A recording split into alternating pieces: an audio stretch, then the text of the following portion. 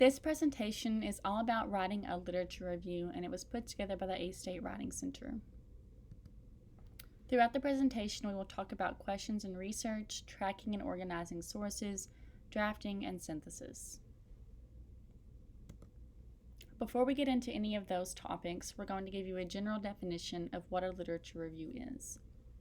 It's a basic analysis of key pieces of literature regarding a certain topic and how they relate to each other. It is a skill that many disciplines ask of their scholars. A well-constructed literature review will demonstrate not only that the scholar has engaged with the literature, but also that the scholar understands how the different pieces of research all speak to one another. Critical analysis and synthesis also speaks to your ability as a researcher to understand that all research is written from a point of view including a bias and an agenda.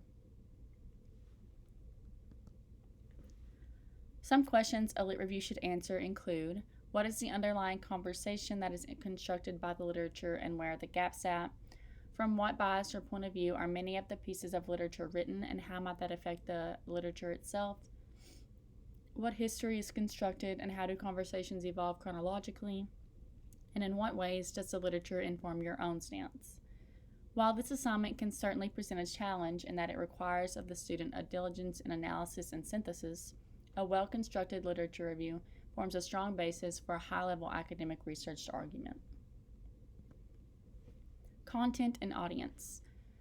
A literature review asks you to look closely at the selection of source materials that demonstrate the breadth of the conversation you are entering. For this assignment, you should analyze sources closely and then synthesize what the conversation between these sources suggests. It is important to remember that while your audience might have some knowledge of the general topic, most members will not have access to the conversation in the specific way that you will in the course of your research. Simply reporting on the facts is not enough. It is your duty as a conscientious academic researcher to dive deep into the material and provide your analysis of the conversation before entering the conversation with your unique point of view. Forming strong research questions. You should be thinking about the following questions during your pre-writing stages. What is the problem you want to tackle? Why and in what context is it important? To whom is it relevant? And what are others saying about it?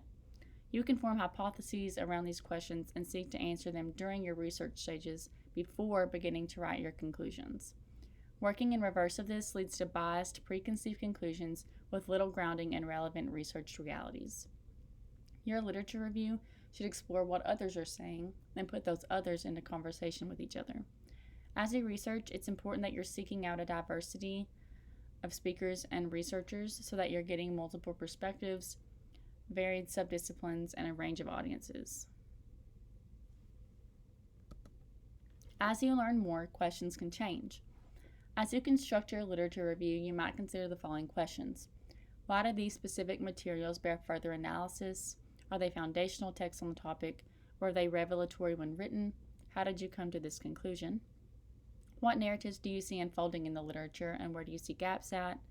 What chronology do you see unfolding in your research? How does this influence the narrative? Do you see it evolving over time, or does it remain fairly static?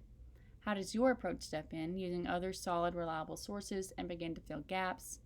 And what do these answers tell us about the researchers and the area of study in general? The research log and library resources. While not a necessary or often assigned portion of the literature review, keeping a research log is a great way to get started. It may sound like extra work, but an organized and running list of your sources can actually shorten the time you spend with various aspects of a research project.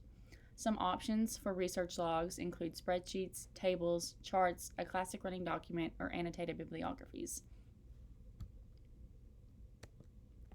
Any form of research log or annotated bib included needs these pieces of information. The identifying information is going to include the author, editor, publisher, and the database and location you found the source. Your summary. Make sure to keep your summary brief and only give the highlights and relevant info. Analysis. Quickly state whether you found it useful, credible, or informed. Your notes on themes. These are going to be your keywords or topic buzzwords, the parts that you for sure want in your paper. And then the empty space is going to include the areas you need more information about, which can be concepts, theories, definitions, methods, or other things.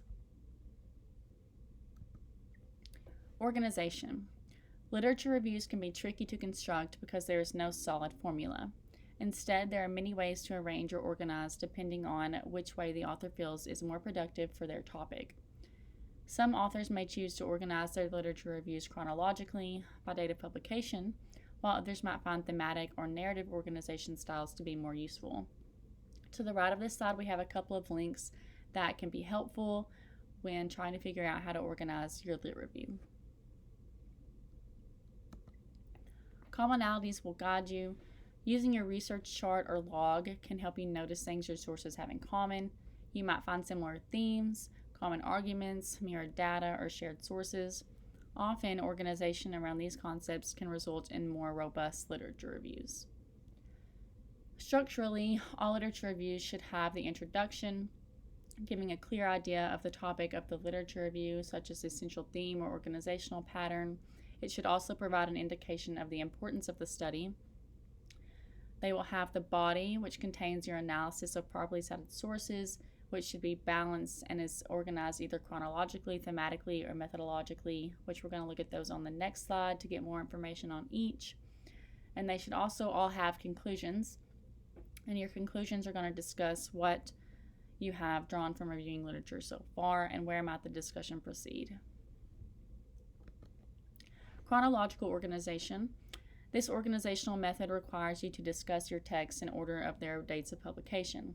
It lends to organizing sources by type as well, and is more common when researching branches across scientific studies and literary or popular media sources.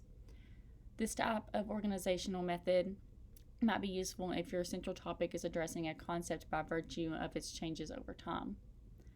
Thematic. This method is organized around topics or issues that is common among your source text.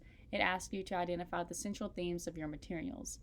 This is especially useful if you are comparing commonalities and differences among your source materials. Methodological. This organizational system asks you to look closely at the methods of research used by writers of the text you are studying. This tends to lead to analysis of the methods themselves over the discussion of content within source materials. Synthesis, putting sources into conversation. The most important step when writing literature reviews is putting sources into an active conversation with each other. Authors are usually not introducing new arguments or external claims, and you should work with the notes you make about each source and discuss the ways in which they interact with one another. A skilled blend of summary and paraphrase. Synthesis occurs as researchers analyze, critique, and evaluate their sources. Synthesis creates a dialogue between multiple texts, using citations and what the researcher is reading and learning as they compare, contrast, and evaluate. Synthesis is not the same as summary, although you may use some summary to provide context to your synthesis. Rather than simplifying the information presented in a text, synthesis places multiple texts in conversation by drawing on specific moments from each text. What to do and what not to do when synthesizing. What you should do is form a careful organization around the key components of your selected text. Keep your paper organized around themes, methodologies, or chronology. Write clear, focused topic sentences supporting your central topic and use them to start each paragraph. Interpret source information for the reader and move the conversation along on your own terms. And clearly name your sources within your text and use proper citation methods. What not to do. Don't summarize sources. This can lead to restating the same information over and over. Avoid the urge to start paragraphs with quotes or state chunks of data from sources. Quotations should be used sparingly, and writers should be careful not to blur source material. A lit review becomes difficult to follow if the reader can't tell which source is speaking.